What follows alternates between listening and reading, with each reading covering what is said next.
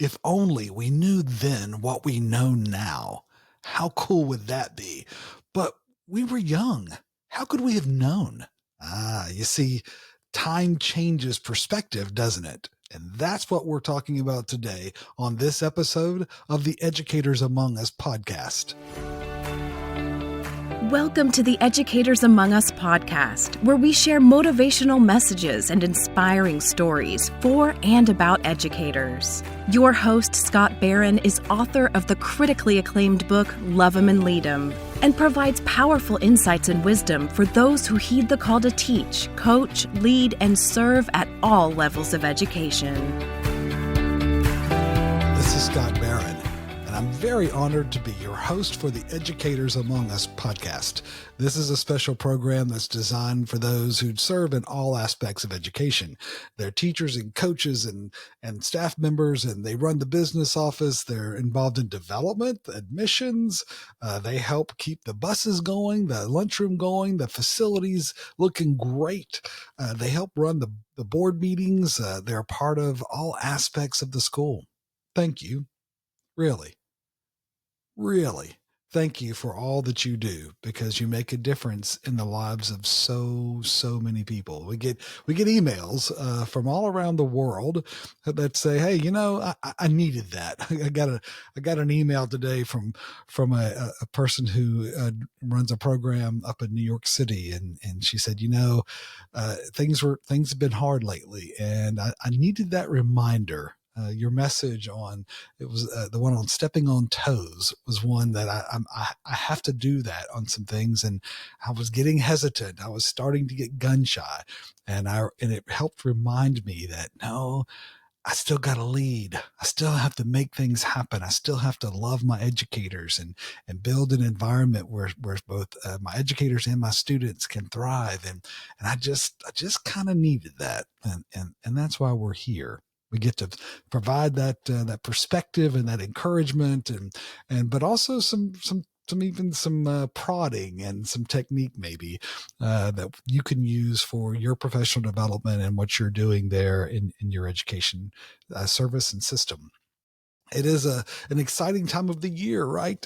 We're in the midst of that holiday season. We're in the United States, between Thanksgiving and Christmas, which is a really interesting time because a lot of our teachers, for example, are trying to teach a whole lot of curriculum in a very short period of time, because we're halfway through sometimes, and we've got to kind of hit the accelerator and get some things done before a lot of schools will have exams coming up, and so they're trying to make sure that the things are covered and making progress, but also in our own personal lives, right? We get to spend time with family, and Tammy and I have a whole bunch of kids and grandkids, and we had over the Thanksgiving holiday, we had some at the house for a while, and so sometimes you have the privilege as a grandparent to give advice, and sometimes it's solicited and sometimes it's not.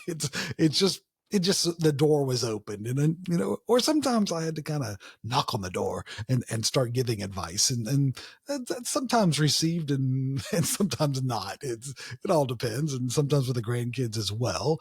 But it's interesting, right? As we go through and we have those conversations with family or friends, we do offer advice, especially if we've been down that road. It's you see things that sometimes that folks are going through, and you say, yeah, I know what you're going through, because that particular path I've been down at least once, and here's maybe some of the things I learned in that. Now, Tammy and I laugh about sometimes that we end up answering questions that they weren't necessarily asking. I'm giving advice, but they're not actually asking for the advice. And that's part of the privilege of being old and being able to speak into their lives a little bit. But and we're the hosts, so we get to kind of take advantage of that privilege. But that's part of the challenge, right? Is listening and heeding the advice. There's certain moments that we recognize I like to call them maturity moments. It's things where we go, oh, right. It's like Mark Twain said, when I was young, I thought my father was a fool.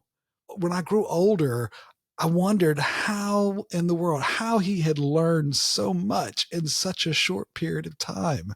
As I grew and I got smarter, somehow he got smarter. And that's what I hope happens with my kids. But there are times in all of our lives. I remember looking in the mirror one time and all of a sudden I saw my father. My father was a pastor and had been through a lot of adventures. He passed away many years ago, and I saw him go through a lot. He suffered from diabetes and had to go through some very difficult times in his adventures. And there's certain times when I've looked in the mirror and was like, oh, now I get it. I I didn't know at the time, and he had given advice, or he'd gone through and done things, and I was like, what, why, and challenging things. And then all of a sudden I had one of those maturity moments, right? You remember that time? Do you remember that time when your parents, your teachers or others, suddenly they became a whole lot smarter and wiser? Those aha moments, man, they're important. I mean, they're really important in our growth, right? Because they like my father or others that are in your life, they're not around when we powerfully connect those dots. It's like the synapses are firing, and all of a sudden there's this, oh, wait, what? And we begin to see things in such clarity that it was so foggy before, or we were actually blind to. It may come when we remember and realize that that annoying lecture or that contrary decision that was, we thought it was just trying to, punish us or hurt us or restrict us, when it was actually an effort to save us from the pain that they had experienced in similar decisions, right? That's when we understand. We understand the wisdom of people who we once thought were just old fools. It's a discovery. It's a part of growing up, and it's an important part of our growth, right? Ernest Hemingway once said, hey, we are all apprentices in a craft where no one ever becomes a master. We're all apprentices. We're all trying to figure this out. We're all trying to learn. We're all trying to, who we learn from, who we listen to, who's speaking into our lives. It matters. Everyone has built-in limitations. We all do, especially when it comes to perspective. So those maturity moments, they stimulate an attitude adjustment that enables greater mastery. All of a sudden now we're at a point of humility, at a point of wisdom that enables us to see and to hear what we couldn't before. Listen, no one sees people and things as they really are. No one. Let me say that again. No one sees people and things as they really are.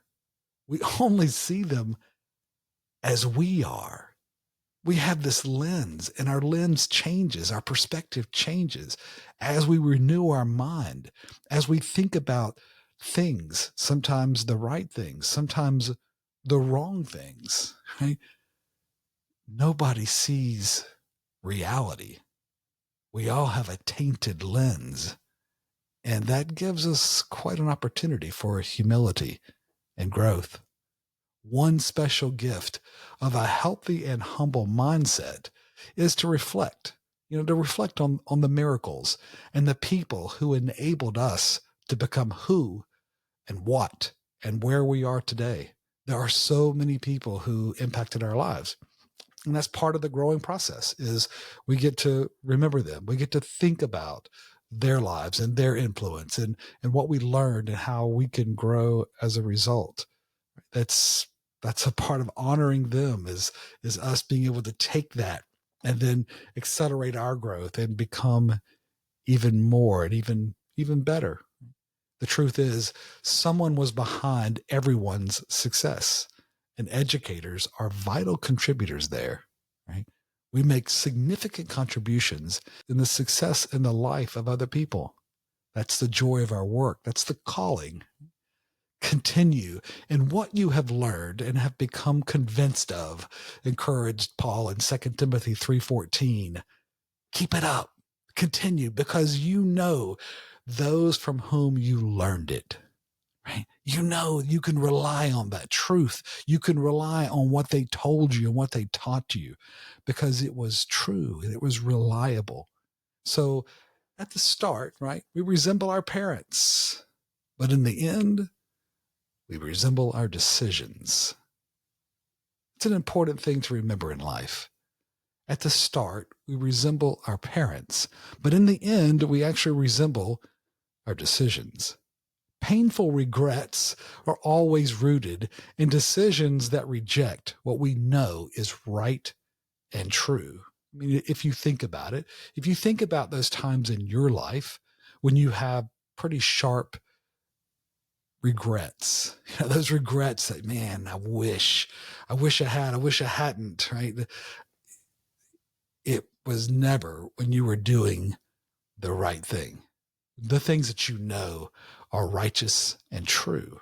It was almost always in times of disobedience and rebellion. As we become more enamored with what's beyond, with all that's much bigger than ourselves, the ability to see the marvelous exceeds our prior boundaries. We can see the miracles. We can see things that we couldn't see before because we raise our eyes, because we're able to participate in a bigger picture.